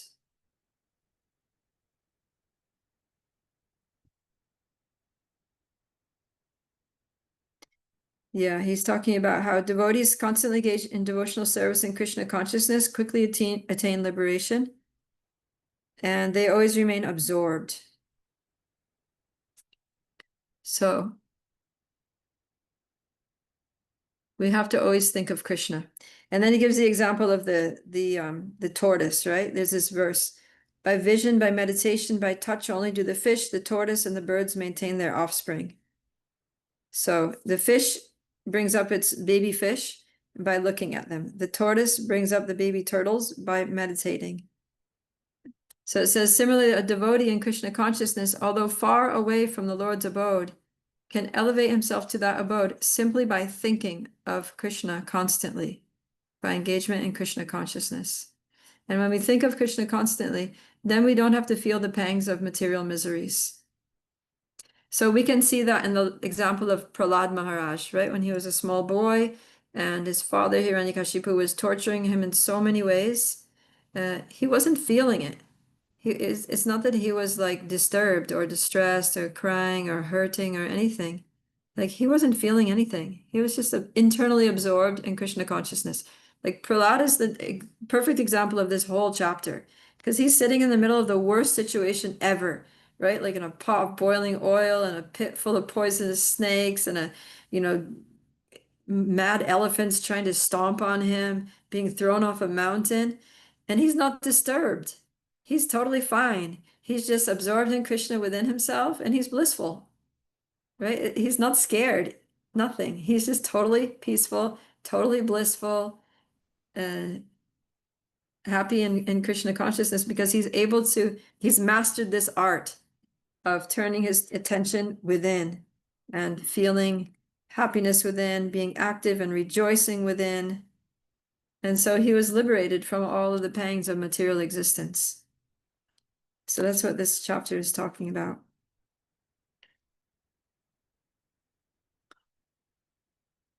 Okay. So let's now go to the last verse, which is text 29. Very important verse. Someone please read.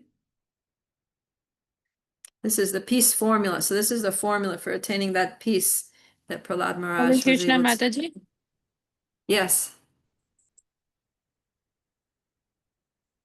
Text number 29, translation.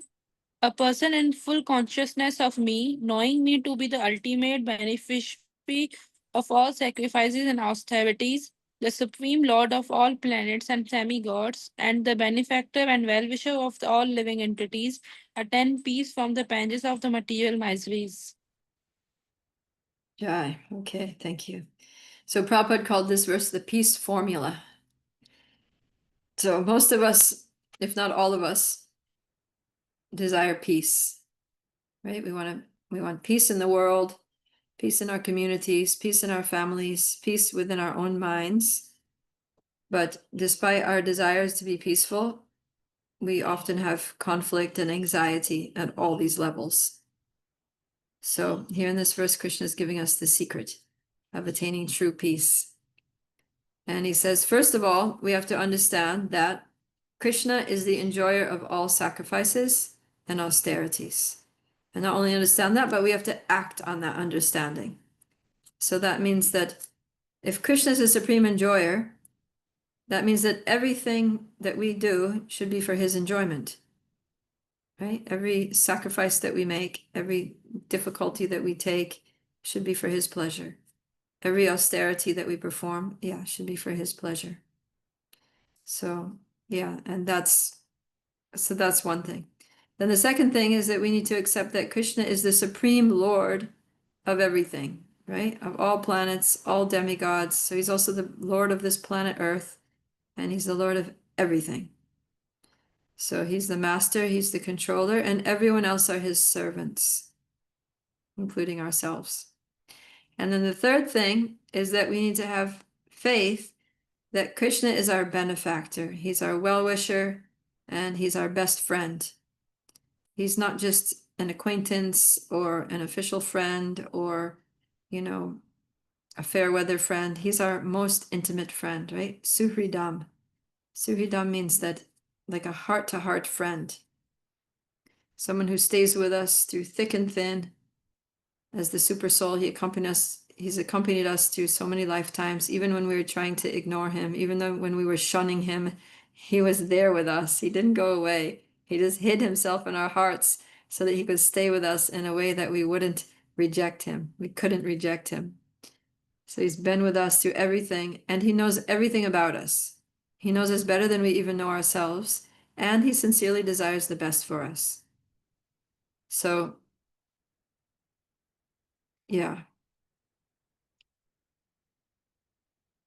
nowadays, most people aren't, many people don't even have one friend that they truly trust and, have a really close, intimate relationship with. But just imagine that you do. So imagine you have a really amazing friend. You've known them for years. They've known you for years. They know you so well. They know what you've been through your whole life since your childhood.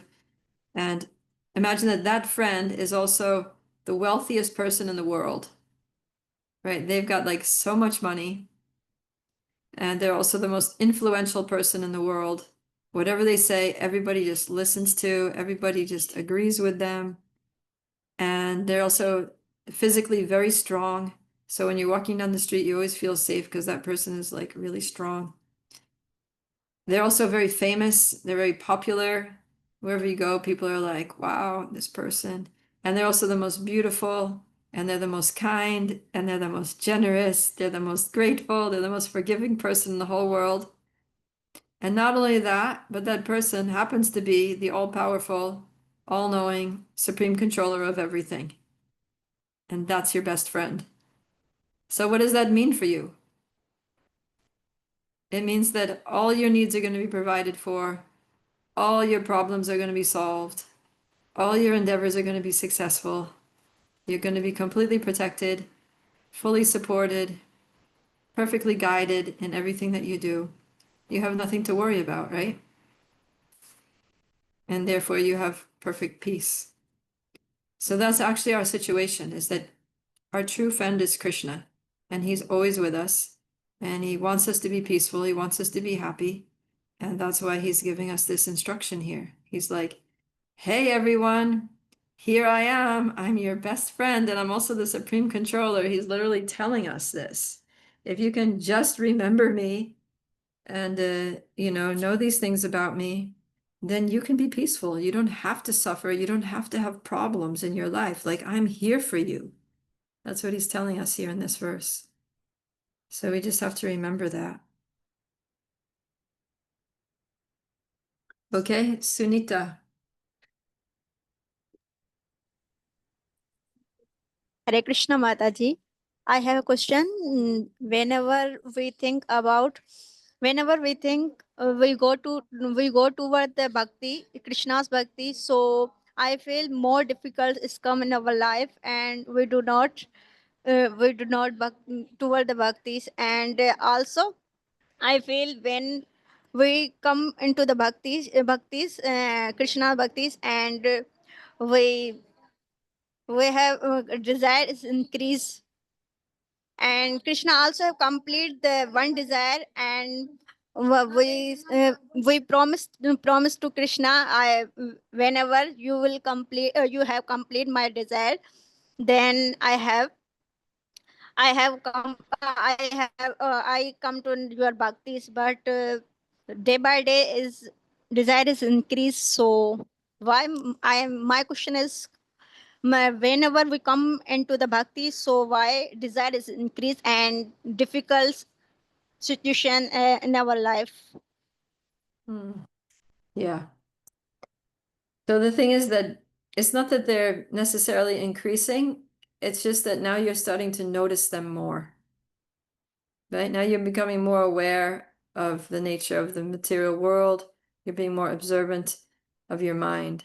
It's just like, you probably have the experience that sometimes it's a fasting day and you wake up in the morning and it's like, Ekadashi or Jamashtami or something, and you have to fast. And it's that day that you're more hungry, right? That's the day that you realize how much you love to eat. And your stomach bothers you more on that day than any other day in your life, right? So why? Because you're not eating. So then you become more conscious of the fact that, like, how much you like to eat. So it's the same thing. When we come to Krishna consciousness and we try to, diminish our material engagements, that's when we start to notice that the material desires are actually very strong. So it's not that you didn't have material desires. It's not that, before fasting, you didn't care about food. You just didn't notice because as soon as you're hungry, you just eat something.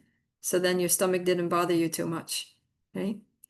So, yeah, it's like that. We start to notice. And also that's part of Krishna turning on the lights, right? When Krishna, it's like if you're living in a room if you're in a room that's very dirty, but it's dark, right? The lights are off. You don't see the dirt, right? You don't see that there's spider webs in the corner. You don't see there's dust under the bed.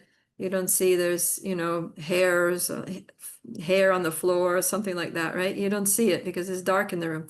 As soon as you switch on the light, you're like, ew, this room is disgusting, right? I need to clean this place. This is really bad. How can I even stay in this room? So it's like that. Our hearts are full of all kinds of anarthas and desires and attachments and things that give us trouble.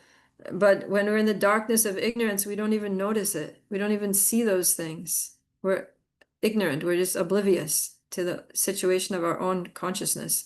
And then when Krishna starts turning on the lights, we're like, oh my God, I actually am envious. I actually am, lustful and selfish. And so he starts seeing these things more. That's what it is. It's not that you're becoming worse now that you're practicing bhakti. You're just noticing the actual reality of the situation, which is good, because if you didn't see the dust and the spider webs and the hairs and things on the floor, then you wouldn't have any motivation to clean it. Right? So it's good that now I see that I actually have a lot of material desires. Whoosh, I'm really attached to things in this world. So now we can work on it. We can pray to Krishna, approach Guru, get advice, get Krishna's help, and purify our hearts, gradually free ourselves from these desires. Okay?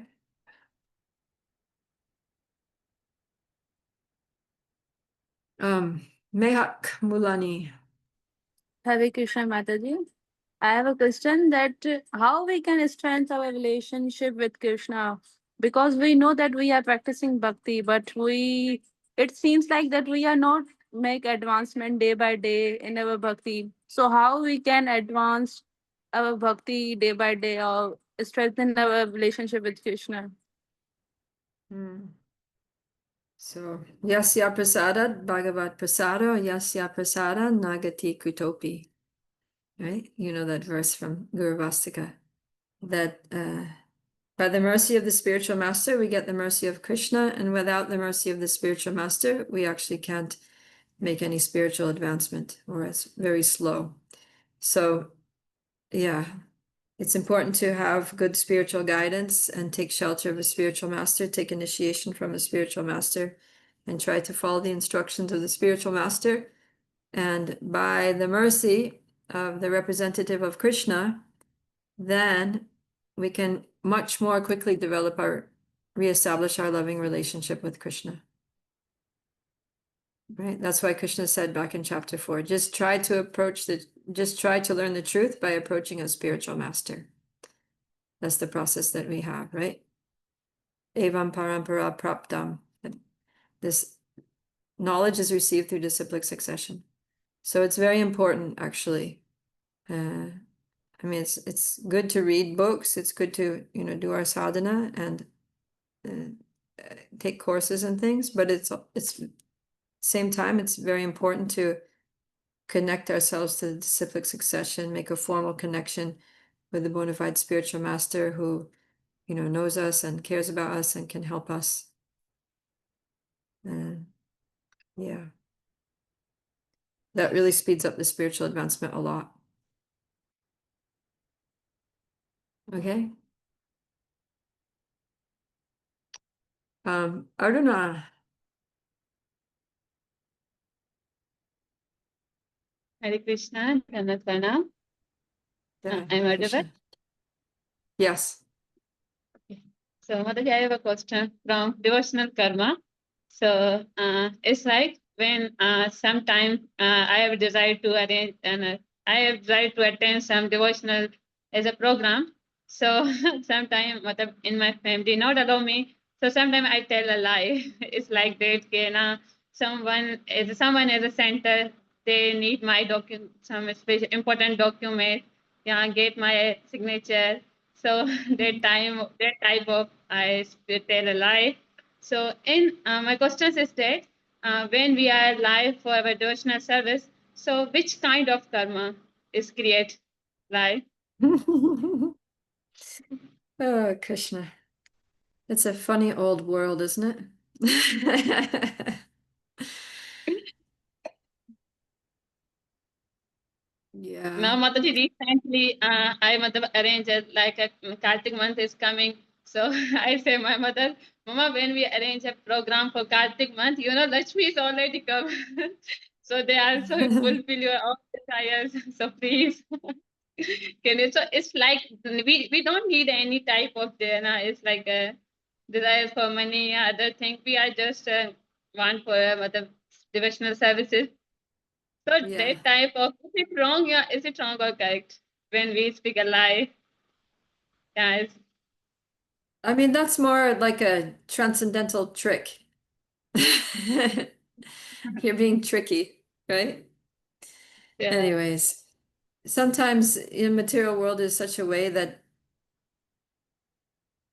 you want to do the right thing, but sometimes you have to do the wrong thing to do the right thing, right? So there are different standards of morality in this world, and it's said that we can break a lower principle for the sake of a higher principle.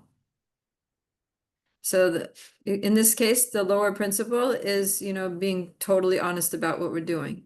The higher principle is, that we need to serve Krishna.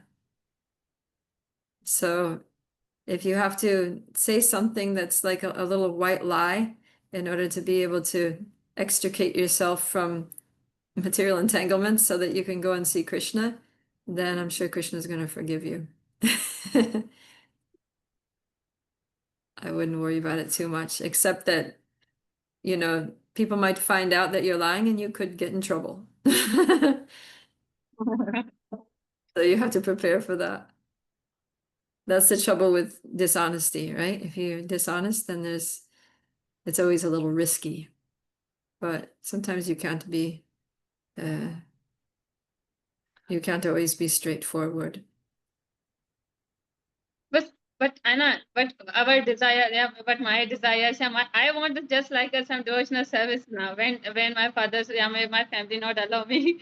So when time, yeah, sometimes we hurt our family. So it's not. I think it's not a good. Yeah, sometimes it's the mind is working, so it's not good. You do not a good way. So what kind of way we are that time do it? Yeah. I mean, try to avoid it only if it's absolutely necessary, to be dishonest.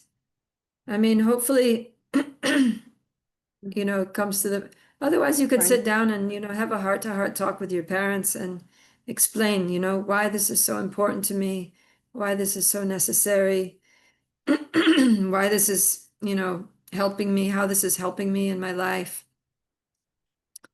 And giving me so much happiness and satisfaction, and try to think of ways to present it to your parents that they'll see the value of it, because they won't appreciate that you're doing things in a sneaky way behind their back. When they find out, it will be worse for you. So yeah, just think deeply about what is it that your parents really want for you, right? They want you to be happy. They they want you to be healthy. They want you to have nice friends. They want you to have, comfortable life. So if somehow you can assure them that all the goals and values that they want for you are going to be achieved by devotional service to Krishna, going to the temple, then, and that you're going to be safe and that you still love them and, everything, then they might just let you go. You can try it. Just try it, and if it doesn't work, then you know what the alternative is. But you can try it, and then you can also try to keep trying. Like keep trying to talk to them. And then gradually they might just give in and be like, you know what? Okay, you're an adult. I understand. This is not a bad thing. You could be worse. You could be, taking drugs, drinking alcohol, sneaking off and going to the bar or something. At least we're happy that you're going to the temple to worship God, So, yeah, try to talk to them. I think that's the best thing. Most parents are reasonable. They love you. They want you to be happy. You need to present your case with understanding their needs, interests, and concerns, right? This is for successful communication. Try to put yourself in their shoes and understand why they don't want you to go. Like, what are their reasons? And then when you speak to them, address their concerns, address their needs, or, whatever it is. Try to see it from their perspective and address all of their things to try to satisfy their minds. And then, yeah, see how it goes. Okay. Thank you. Thank you so And much. pray to Krishna, because Krishna is also in their hearts. Super Soul's in their hearts. So please, Paramatma, help them understand. I also said it. You do it whatever days. So yeah, you plan. Yeah. Thank you. Okay. Krishna Priya? Hi, Krishna Mataji. I don't have any question. I just want to make the announcement to every student. Tomorrow is our meeting, and it will be our last meeting, maybe before the exam. So please must attend it and do not miss it. Whatever will be the queries regarding your exams, that will be the final meeting. So please be on time and must attend that. So thank you, Mataji. Okay, we have Veena Kumari.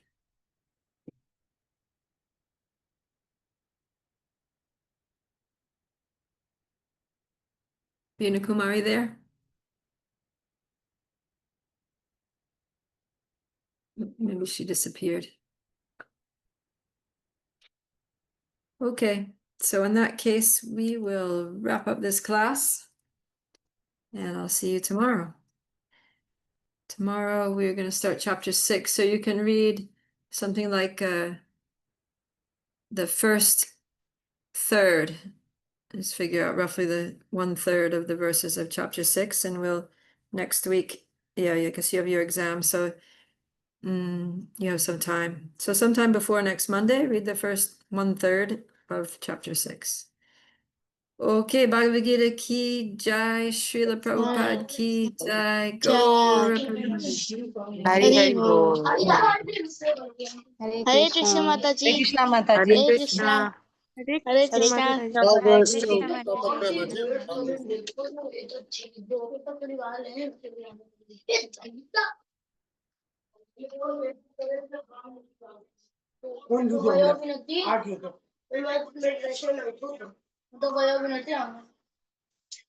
Jai Guru.